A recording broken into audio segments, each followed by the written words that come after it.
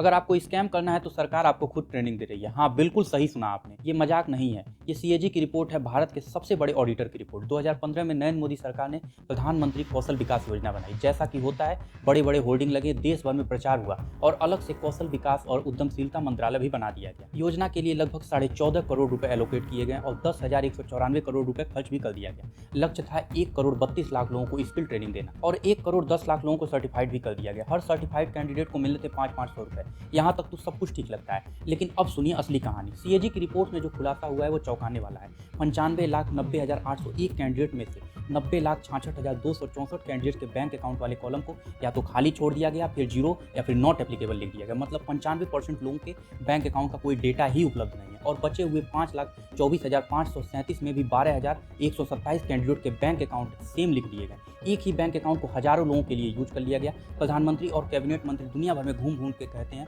कि देश के यशस्वी प्रधानमंत्री ने 56 करोड़ बैंक अकाउंट खुलवा दिए। तो फिर सवाल ये, अगर 56 करोड़ लोगों के खाते खुल गए हैं तो डेटा में बैंक अकाउंट क्यों नहीं दिख रहा? या फिर हो सकता है इन लोगों का अकाउंट अगली बार प्रधानमंत्री बनने पर खोला जाए।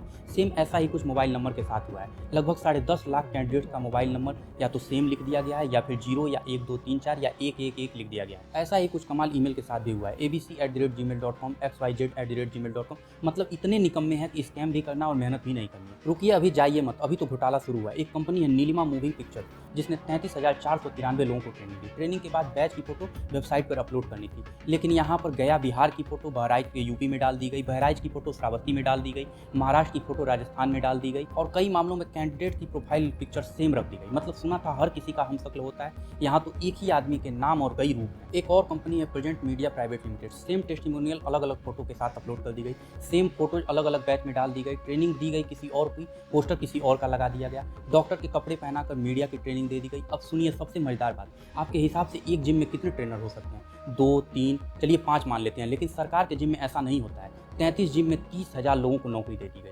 मतलब हर जिम में लगभग 900 ट्रेनर। ट्रेनिंग सेंटर का फिजिकल इंस्पेक्शन होना चाहिए, लेकिन आशीष सेनवाल नाम के इंस्पेक्टर ने एक ही दिन में आंध्र प्रदेश, गुजरात, झारखंड, कर्नाटका, मध्य प्रदेश, तमिलनाडु में सब जगह जाकर फिजिकल वेरिफिकेशन कर लिया। भाई यार, अगर टेलीपोर्टेशन सीख लिया है तो और भी लोगों को बताओ। कम से कम यूपीआई के बाद कोई दूसरी खोज तो हो दुनिया भर में बताने के लिए। और ये अकेले नहीं है, और भी लोग हैं जिन्होंने एक ही दिन में अलग अलग राज्यों में इंस्पेक्शन किया है। मतलब स्कैम भी करनी है, लेकिन इसमें भी मेहनत नहीं करनी। कम से कम उसी एआई का इस्तेमाल कर लेते जिसका गुणगान अश्विनी वैष्णव जी वर्ल्ड इकोनॉमिक फोरम में कर रहे थे। अब तो प्रधानमंत्री भी प्रधानमंत्री कौशल विकास योजना का नाम नहीं लेते। बड़े बड़े होर्डिंग के पीछे कैसे लाखों करोड़ों का स्कैम छुपाया जाता है, ये उसका जीता जागता उदाहरण है। मतलब सोचिए, इतने बड़े घोटाले पर सीएजी को 108 पन्नों की रिपोर्ट बनानी पड़ी है। तो भाइयों और बहनों, ये था स्किल इंडिया का असली स्किल टू स्कैम। और कर लो यार सब्सक्राइब। बाकी सब चंगा थी। जय राम जी की।